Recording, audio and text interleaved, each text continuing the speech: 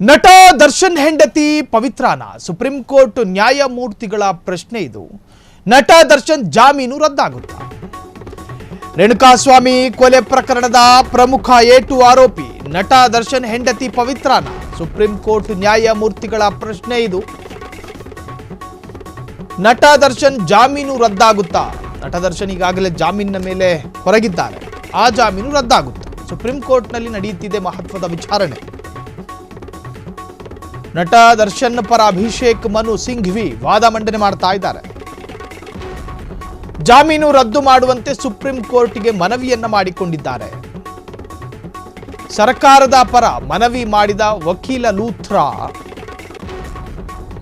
ದರ್ಶನ್ಗೆ ಮದುವೆ ಆಗಿದೆಯೇ ಎಂದು ಪ್ರಶ್ನಿಸಿದ ಜಡ್ಜ್. ವಿಜಯಲಕ್ಷ್ಮಿ ಅವರ ಜೊತೆ ಮದುವೆ ಆಗಿರುವಂತಹದ್ದು ಎಲ್ಲರಿಗೂ ಗೊತ್ತಿರುವಂತಹ ವಿಚಾರ. ಹೌದು ಎಂದು ಉತ್ತರ ಕೊಟ್ಟ ವಕೀಲ ಸಿದ್ಧಾರ್ಥ್ ಲೂಥ್ರಾ, ಪವಿತ್ರ ಗೌಡ ದರ್ಶನ್ ಪತ್ನಿಯೇ. ನ್ಯಾಯಮೂರ್ತಿಗಳ ಪ್ರಶ್ನೆ ಅದಾಗಿತ್ತು. ಇಲ್ಲ ಎಂದು ಉತ್ತರಿಸಿದ ಸರ್ಕಾರದ ಪರ ವಕೀಲರು. ಸರ್ಕಾರದ ಪರ ವಕೀಲರು ಇಲ್ಲ, ಮದುವೆ ಆಗಿಲ್ಲ, ಮದುವೆ ಆಗಿರುವಂತಹದ್ದು ವಿಜಯಲಕ್ಷ್ಮಿಯ ಜೊತೆ. ಪವಿತ್ರ ಹಾಗಾದ್ರೆ ಪವಿತ್ರ ದೋಸ್ತಿ, ಫ್ರೆಂಡು. ಹೌದು ಎಂದು ಉತ್ತರ ಕೊಟ್ಟ ವಕೀಲ ಸಿದ್ಧಾರ್ಥ್ ಲೂಥ್ರಾ, ಪವಿತ್ರ ಗೌಡ ದರ್ಶನ್ ಪತ್ನಿಯೇ ಎಂದು ನ್ಯಾಯಮೂರ್ತಿಗಳು ಪ್ರಶ್ನೆ ಕೇಳಿದ್ದಾರೆ. ಇಲ್ಲ ಎಂದು ಉತ್ತರಿಸಿದ ಸರ್ಕಾರದ ಪರ ವಕೀಲರು. ನಟ ದರ್ಶನ್ ವಿರುದ್ಧ ಸಾಕ್ಷಿಗಳಿಲ್ಲ. ನಟ ದರ್ಶನ್ ಕೊಲೆ ಮಾಡಿದ್ದಕ್ಕೆ ಆಧಾರವೂ ಇಲ್ಲ. ಎಲ್ಲಿ ಕೊಲೆ ಆಗಿದೆ ಎನ್ನುವುದರ ಬಗ್ಗೆಯೂ ಗೊಂದಲಗಳಿವೆ. ಶೆಡ್ನಲ್ಲಿ ಕೊಲೆ ಆಗಿದೆಯಾ, ಪಾರ್ಕಿಂಗ್ನಲ್ಲೇ ಕೊಲೆ ಆಗಿದೆಯಾ, ಒಂದಷ್ಟು ಡೌಟ್ಗಳಿದ್ದಾವೆ. ನಟ ದರ್ಶನ್ ಪರ ವಕೀಲ ಅಭಿಷೇಕ್ ಮನು ಸಿಂಘ್ವಿ ವಾದ ಮಂಡಿಸಿದ್ದಾರೆ. 3 ಸೆಕೆಂಡ್ಗಳ ವಿಡಿಯೋ ಇದೆ ಎನ್ನುತ್ತಿದ್ದಾರೆ. ಸೊ ಇದು ನಟ ದರ್ಶನ್, ರೇಣುಕಾಸ್ವಾಮಿ ಕೊಲೆ ಪ್ರಕರಣದ A2 ಆರೋಪಿಯಾಗಿರ್ತಕ್ಕಂತಹ ನಟ ದರ್ಶನ್ಗೆ ಸಂಬಂಧಪಟ್ಟಂಥ ಲೇಟೆಸ್ಟ್ ಅಪ್ಡೇಟ್ಗಳು. ಈಗಾಗಲೇ ಪವಿತ್ರ ಗೌಡ ದರ್ಶನ್ ಪತ್ನಿಯೇ ಎಂದು ನ್ಯಾಯಮೂರ್ತಿಗಳು ಸ್ವತಃ ಪ್ರಶ್ನೆ ಮಾಡಿರುವಂತಹದ್ದು.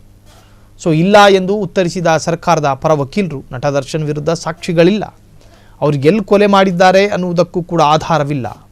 ನಟ ದರ್ಶನ್ ಕೊಲೆ ಮಾಡಿದ್ದಕ್ಕೆ ಆಧಾರಗಳಿಲ್ಲ. ಎಲ್ಲಿ ಕೊಲೆ ಆಗಿದೆ ಎನ್ನುವುದರ ಬಗ್ಗೆಯೇ ಗೊಂದಲಗಳಿವೆ. ಎಲ್ಲಿ ಕೊಲೆ ಆಗಿದೆ ಅನ್ನೋದಕ್ಕೆ ಒಂದು ಕ್ಲಾರಿಟಿ ಇಲ್ಲ. ಶೆಡ್ನಲ್ಲಿ ಕೊಲೆಯಾಗಿದೆಯಾ ಅಥವಾ ಪಾರ್ಕಿಂಗ್ನಲ್ಲಿ ಕೊಲೆ ಮಾಡಲಾಗಿದೆಯಾ? ನಟ ದರ್ಶನ್ ಪರ ವಕೀಲ ಅಭಿಷೇಕ್ ಮನು ಸಿಂಘ್ವಿ ವಾದ ಮಂಡಿಸಿದ್ದಾರೆ. 3 ಸೆಕೆಂಡ್ಗಳ ವಿಡಿಯೋ ಇದೆ ಎನ್ನುತ್ತಿದ್ದಾರೆ. ಆದರೆ ನಾನು ಕೂಡ ಆ ವಿಡಿಯೋ ನೋಡಿಲ್ಲ, ಮನು ಸಿಂಘ್ವಿ ವಾದ ಮಂಡಿಸಿದ್ದಾರೆ. ಹಾಗಾದರೆ ನಟ ದರ್ಶನ್ಗೆ ಸಿಕ್ಕಿರ್ತಕ್ಕಂತಹ ಜಾಮೀನು ರದ್ದಾಗುತ್ತಾ? ಒಂದು ಹೈ ಪ್ರೊಫೈಲ್ ಪ್ರಕರಣ. ಆ ಪ್ರಕರಣದಲ್ಲಿ ಹೈ ಪ್ರೊಫೈಲೇ ಆಗಿರಲಿ, ಸರ್ವೇ ಸಾಧಾರಣ ಪ್ರಕರಣನೇ ಆಗಿರಲಿ, ಅಥವಾ ಅದು ಫಾಸ್ಟ್ ಟ್ರ್ಯಾಕ್ ಕೋರ್ಟಲ್ಲಿ ಡಿಸೈಡ್ ಆಗುವಂಥ ಪ್ರಕರಣನೇ ಆಗಿರಲಿ, ಸಾಕ್ಷ್ಯಾಧಾರಗಳ ಕೊರತೆ ಕಂಡು ಬಂದರೆ ಆ ಕೇಸ್ ಬಿದ್ದೋಯ್ತು. ಕೊಲೆ ಮಾಡಿದ್ದಾರೆ ಅಥವಾ ದರ್ಶನ್ ಆ ಅಪರಾಧಿ ಅಂತ ಹೇಳೋದು ನ್ಯಾಯಮೂರ್ತಿಗಳು, ನ್ಯಾಯಾಲಯದಲ್ಲಿ ತೀರ್ಮಾನ ಆಗಬೇಕು. ನಾನು ನೀವು ವಕಾಲತ್ತು ಮಾಡುವಂತಹ ಪ್ರಕರಣ ಯಾವುದೂ ಅಲ್ಲ. ಒಂದು ಪ್ರಕರಣ ಆರೋಪ ಸಾಬೀತಾದರೆ ಚಾರ್ಜ್ ಶೀಟ್ ಸಲ್ಲಿಕೆಯಾಗುತ್ತೆ, ಆರೋಪ ಸುಳ್ಳಾದರೆ B ರಿಪೋರ್ಟ್ ಸಲ್ಲಿಕೆಯಾಗುತ್ತೆ, ಆರೋಪಿ ಸಿಗದೇ ಇದ್ದರೆ C ರಿಪೋರ್ಟ್. ಚಾರ್ಜ್ ಶೀಟ್ ಸಲ್ಲಿಕೆಯಾದರೆ ನ್ಯಾಯಾಲಯ ವಾದ ಪ್ರತಿವಾದವನ್ನು ಕೇಳುತ್ತೆ, ಆಲಿಸುತ್ತೆ. ವಾದ ಪ್ರತಿವಾದಗಳ ಆಧಾರದ ಮೇಲೆ ಸಾಕ್ಷಿಗಳನ್ನು ಮುಂದಿಟ್ಟುಕೊಂಡು ಸಂಬಂಧಪಟ್ಟಂಥ ಆರೋಪಿಯನ್ನು ಅಪರಾಧಿ ಎಂದು ಪರಿಗಣಿಸುತ್ತೆ. ಹಾಗಾದರೆ ರೇಣುಕಾಸ್ವಾಮಿ ಕೊಲೆ ಪ್ರಕರಣದಲ್ಲಿ ಏನೇನು ಎಡವಟ್ಟಾಗಿದೆ? ರೇಣುಕಾಸ್ವಾಮಿ ಅತ್ಯಂತ ಕ್ರೂರವಾಗಿ ಪೆಟ್ಟು ತಿಂದು ಶವವಾಗಿ ಪತ್ತೆಯಾಗಿದ್ದ. ಪತ್ತೆಯಾದ ಸ್ಥಳ ಯಾವುದು? ನಟ ಪವಿತ್ರ ಗೌಡ ಶೆಡ್ನಲ್ಲಿದ್ರ? ನಟಿ ಪವಿತ್ರ ಗೌಡ ಶೆಡ್ನಲ್ಲಿದ್ರ ಎನ್ನುವಂಥ ಪ್ರಶ್ನೆ. ಕೊಲೆಯಾಗುವ ವೇಳೆ ಪವಿತ್ರ ಗೌಡ ಶೆಡ್ನಲ್ಲಿದ್ರ? ಆ ಪಾರ್ಕಿಂಗ್ ಜಾಗದ ಮಾಲೀಕ ಯಾರು? ಆ ಮಾಲೀಕರನ್ನು ಕೂಡ ಈ ಹಿಂದೆ ಪೊಲೀಸರು ತನಿಖೆಯನ್ನು ಮಾಡಿದ್ರು. ಸುಪ್ರೀಂ ಕೋರ್ಟ್ ನ್ಯಾಯಮೂರ್ತಿಗಳ ಪ್ರಶ್ನೆ ಅತ್ಯಂತ ಸೂಕ್ಷ್ಮ ಪ್ರಶ್ನೆಗಳನ್ನು ಕೇಳಲಾಗಿದೆ. ನಟಿ ಪವಿತ್ರ ಗೌಡ ಶೆಡ್ನಲ್ಲಿದ್ರ? ಕೊಲೆಯಾಗುವ ವೇಳೆ ಪವಿತ್ರ ಗೌಡ ಶೆಡ್ನಲ್ಲಿದ್ರ ಎನ್ನುವಂತಹ ಅತ್ಯಂತ ಸೂಕ್ಷ್ಮ ಪ್ರಶ್ನೆ. ಆ ಪಾರ್ಕಿಂಗ್ ಜಾಗದ ಮಾಲೀಕ ಯಾರು? ಮಂಜಣ್ಣನೋ ಯಾರನ್ನೋ ಪ್ರಾಥಮಿಕ ತನಿಖೆಗೆ ಒಳಪಡಿಸಿದ್ರು. ಸುಪ್ರೀಂ ಕೋರ್ಟ್ ನ್ಯಾಯಮೂರ್ತಿಗಳ ಪ್ರಶ್ನೆ ಅದಾಗಿತ್ತು. ರೇಣುಕಾಸ್ವಾಮಿಯನ್ನ ಚಿತ್ರದುರ್ಗದಿಂದ ಕರೆತರಲಾಗಿತ್ತು, ಏನೇನೋ ಪುಸಲಾಯಿಸಿ ಕರೆದು ತಂದು ಮೊದಲು ಪಟ್ಟಣಗೆರೆ ಶೆಡ್ಡಿನಲ್ಲಿ ಕೂರಿಸಿ ಸಿಸಿಬಿ ಪೊಲೀಸರಂತೆ ಗೂಂಡಾಗಳು ಆತನನ್ನ ಪ್ರಾಥಮಿಕವಾಗಿ ಎನ್ಕ್ವೈರಿ ಮಾಡ್ತಾರೆ. ಮಾಡೋರು ಯಾರು? ದರ್ಶನ್ ಪಟಾಲಂ. ಯಾರಿದ್ರು 3 ಹೊತ್ತು KG ಗಟ್ಟಲೆ ತಿಂದು ದೇಹ ಬೆಳೆಸ್ಕೊಂಡವರು ಈತನನ್ನ ಪ್ರೈಮರಿ ಇನ್ವೆಸ್ಟಿಗೇಷನ್ಗೆ ಒಳಪಡಿಸಿದ್ರಂತೆ. ಪವಿತ್ರ ಗೌಡಗೆ ನೀನು ಮೆಸೇಜ್ ಮಾಡ್ತಾ ಇದ್ದೆ, ಎಲ್ಲರೂ ಮಾಡೋ ತರಹದ ಮೆಸೇಜು ನಿಂದಾಗಿರಲಿಲ್ಲ. ನಿನ್ನಲ್ಲೊಂದಷ್ಟು ಮಸಾಲೆಗಳಿತ್ತು, ನಿನ್ನಲ್ಲೊಂದಷ್ಟು ದೇಹ ದಾಹಗಳಿತ್ತು, ನಿನ್ನ ಬರಹದ ಸಾಲುಗಳಲ್ಲಿ ಕಾಮ ತಾಂಡವಾಡ್ತಾ ಇತ್ತು, ಹಂಗೆ ಹಿಂಗೆ ಅಂತೇಳಿ ಒಂದು ಸ್ವಲ್ಪ ರೊಚ್ಚಿಗೆದ್ದು ಕೇಳವ್ರೆ. ಬೆವ್ತವನ್ ರೇಣುಕಾ ಸ್ವಾಮಿ. ಅದಾದ ನಂತರ ರೇಣುಕಾ ಸ್ವಾಮಿಯನ್ನ ಮನಸ್ಸಿಗೆ ಬಂದ ಹಾಗೆ ಥಳಿಸಿದ್ದಾರೆ. ಇದು ಚಾರ್ಜ್ ಶೀಟ್ನಲ್ಲಿ ಉಲ್ಲೇಖ ಆಗಿರೋ ವಿಚಾರ, ಫ್ರೀಡಮ್ ಟಿವಿಯಲ್ಲಿ ಕೂತ್ಕೊಂಡು ನಾವು ನಿರ್ಧಾರ ಮಾಡಿರುವಂಥ ಸಾಲುಗಳಲ್ಲ. ಅದಾದ ನಂತರ ಪ್ರತಿಯೊಬ್ಬರಿಗೆ ಕೈಗೊಬ್ಬನಿಗೆ ಕಲ್ಲು ಅಂದಂಗೆ ಪ್ರತಿಯೊಬ್ಬ ಥಳಿಸಿದ್ದಾನೆ. ಆ ಒಣಕಲ್ಲು ಶರೀರ ಎಲ್ಲೆಲ್ಲಿ ಎಟಕುತ್ತೋ ಆ ಎಟ್ಕೋ ಜಾಗಕ್ಕೆಲ್ಲ ಒದ್ದಿದ್ರು. ರೇಣುಕಾ ಸ್ವಾಮಿಯ ಮೃತದೇಹದ ಮೇಲಾದ ಗಾಯಗಳು ಕಥೆ ಹೇಳ್ತಾ ಇತ್ತು. ಆತನ ಮೇಲೆಯೇ ಮರಣ ಮೃದಂಗ ಬಾರಿಸಲಾಗಿತ್ತು, ವೀಣೆ ಮಾಡಲಾಗಿತ್ತು ಆತನ ದೇಹವನ್ನ.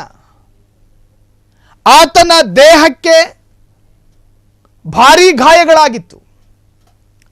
ಆತನ ಮೃತದೇಹ ಕಥೆ ಹೇಳ್ತಾ ಇತ್ತು.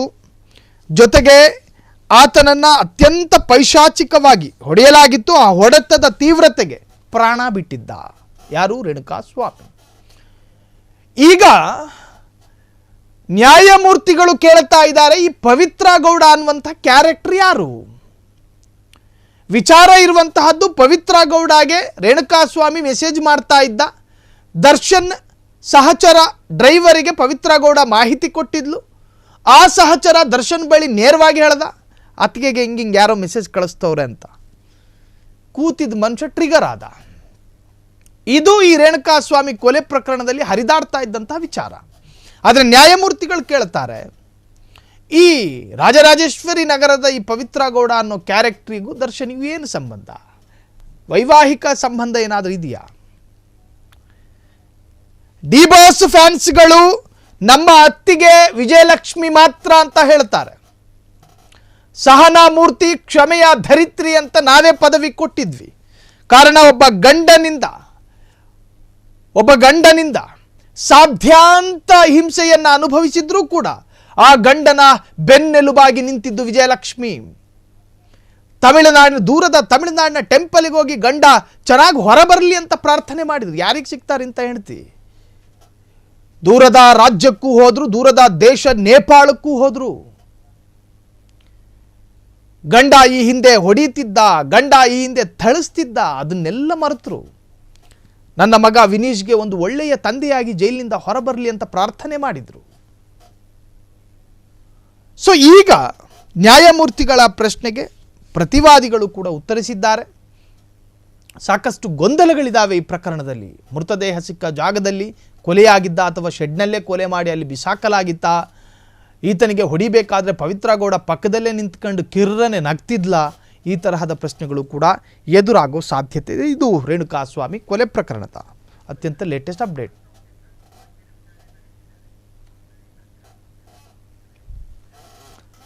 ರೇಣುಕಾ ಸ್ವಾಮಿ ಕೊಲೆ ಪ್ರಕರಣಕ್ಕೆ ಸಂಬಂಧಪಟ್ಟ ಹಾಗೆ ಈಗಾಗಲೇ ಹೈ ಪ್ರೊಫೈಲ್ ಪ್ರಕರಣದ ವಿಚಾರಣೆ ನಡೀತಾ ಇದೆ. 3 ಸೆಕೆಂಡ್ಗಳ ವಿಡಿಯೋ ಇದೆ ಎನ್ನುತ್ತಿದ್ದಾರೆ.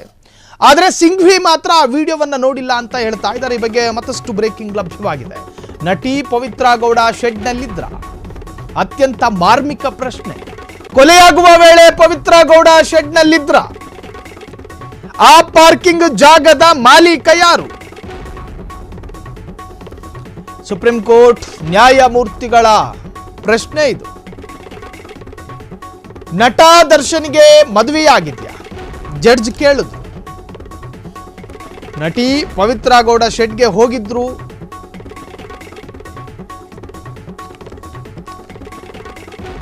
ವಕೀಲ ಸಿದ್ಧಾರ್ಥ್ ಲೂಥ್ರಾ ಉತ್ತರ. ಕೊಲೆಯಲ್ಲಿ ದರ್ಶನ್ ಪಾತ್ರದ ಬಗ್ಗೆ ಅನುಮಾನ ಯಾಕೆ? ಒಂದು ಸಂದೇಹ ಯಾಕೆ? ಸುಪ್ರೀಂ ಕೋರ್ಟ್ನ ನ್ಯಾಯಮೂರ್ತಿಗಳ ಪ್ರಶ್ನೆಗಳ ಮೇಲೆ ಪ್ರಶ್ನೆ. ಹಾಗಾದ್ರೆ ನಟಿ ಪವಿತ್ರ ಗೌಡ ರೇಣುಕಾ ಸ್ವಾಮಿಯನ್ನ ಗೂಂಡಾಗಳು ಚಾರ್ಜ್ ಮಾಡಬೇಕಾದ್ರೆ ಪಕ್ಕದಲ್ಲೇ ನಿಂತ್ಕೊಂಡಿದ್ರಾ? ಆಕೆಯು ಪ್ರತ್ಯಕ್ಷ ಸಾಕ್ಷಿ ಅಥವಾ ಪ್ರತ್ಯಕ್ಷ ದರ್ಶಿನ? ಎಲ್ಲ ಮಜಲುಗಳಲ್ಲೂ ಕೂಡ ಪ್ರಶ್ನೆಗಳನ್ನು ಕೇಳಲಾಗುತ್ತೆ. ಒಂದು ಕೊಲೆಯಾದ ತಕ್ಷಣ ಆ ಕೊಲೆಗೆ ಸಂಬಂಧಪಟ್ಟಂತಹ ಆರೋಪಿಯನ್ನು ನ್ಯಾಯಾಲಯಕ್ಕೆ ಹಾಜರುಪಡಿಸುವಂತಹ ಪೊಲೀಸರು, ನ್ಯಾಯಾಲಯದ ನ್ಯಾಯಮೂರ್ತಿಗಳು ಅಥವಾ ನ್ಯಾಯಾಧೀಶರು ತೀರ್ಪು ಕೊಡುವವರೆಗೂ ಕೂಡ ಆತ ಆರೋಪಿಯೇ ಆಗಿರ್ತಾನೆ. ದರ್ಶನ್ ವಿಚಾರದಲ್ಲೂ ಕೂಡ ಹಾಗೇನೆ. ದರ್ಶನ್ ಸೇರಿ 17 ಆರೋಪಿಗಳು ಈವರೆಗೂ, ಈ ಕ್ಷಣದವರೆಗೂ ಆರೋಪಿಗಳಷ್ಟೇ. ನಟಿ ಪವಿತ್ರಾ ಗೌಡ, ನಟ ದರ್ಶನ್ ಜೊತೆಗೆ ಇವ್ರ ಜೊತೆ ಎಷ್ಟು ಜನ ಇದ್ದರು, ಈ ಪ್ರಕರಣದಲ್ಲಿ ಯಾರ್ಯಾರು ಭಾಗಿಯಾಗಿದ್ರು, ಚಾರ್ಜ್ ಶೀಟ್ನಲ್ಲಿ ಯಾರ್ಯಾರ ಹೆಸರು ಉಲ್ಲೇಖ ಆಗಿತ್ತು, ಅವರೆಲ್ಲರೂ ಕೂಡ ಆರೋಪಿಗಳೇ. ನ್ಯಾಯಾಲಯದಲ್ಲಿ ಹೈ ಪ್ರೊಫೈಲ್ ಪ್ರಕರಣದ ಅತ್ಯಂತ ಪ್ರಮುಖ ಭಾಗದ ವಿಚಾರಣೆಯನ್ನು ಕೂಡ ಮಾಡಲಾಗ್ತಾ ಇದೆ. ವಿಚಾರಣೆ, ವಾದ ಪ್ರತಿವಾದವನ್ನು ಆಲಿಸಿದ ನ್ಯಾಯಮೂರ್ತಿಗಳು ಕಟ್ಟ ಕಡೆಯದಾಗಿ ಇವರಿಗೆ ಅಥವಾ ಇವರ ವಿರುದ್ಧ ತೀರ್ಪನ್ನು ಕೊಡ್ತಾರಾ? ಕಾದು ನೋಡಬೇಕು. ರೇಣುಕಾಸ್ವಾಮಿ ಕೊಲೆ ಪ್ರಕರಣದ ಪ್ರಮುಖ ಭಾಗದ ವಿಚಾರಣೆ ಈಗ ನಡೀತಾ ಇದೆ.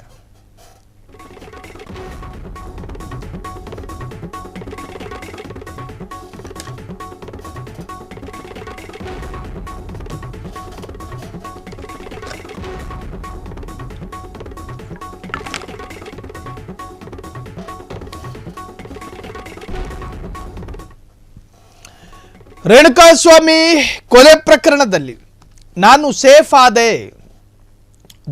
ಜೊತೆಗೆ ಮೈಸೂರಿಗೆ ಹೋಗೋದಕ್ಕೂ ಕೂಡ ಕಾನೂನಿನ ನಿರ್ಬಂಧದಲ್ಲಿ ಸಡಿಲಿಕೆ ಬಂತು. ಮೈಸೂರಿಗೂ ಹೋಗೋ ಅವಕಾಶವೂ ಸಿಕ್ತು.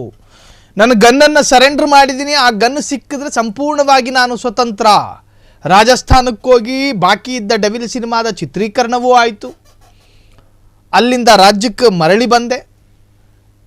ಕೋರ್ಟ್ನಲ್ಲಿ ಹಾಜರಾಗಬೇಕಾಗಿದ್ದಂತಹ ಸಂದರ್ಭದಲ್ಲಿ ಉಳಿದೆಲ್ಲ ಆರೋಪಿಗಳ ಹಾಜರಾದರೂ ನಟ ದರ್ಶನ್ ಹೋಗಿರಲಿಲ್ಲ. ಅದೊಂದಷ್ಟು ವಿಚಾರಣೆಯೂ ಕೂಡ ಆಯಿತು, ಚರ್ಚೆಗೂ ಕೂಡ ಒಳಪಡ್ತು. ಈಗ ದರ್ಶನ್ಗೆ ಎದುರಾಗ್ತಾ ಇರತಕ್ಕಂತಹ ಮತ್ತೊಂದು ಕಂಟಕ ಅಂದರೆ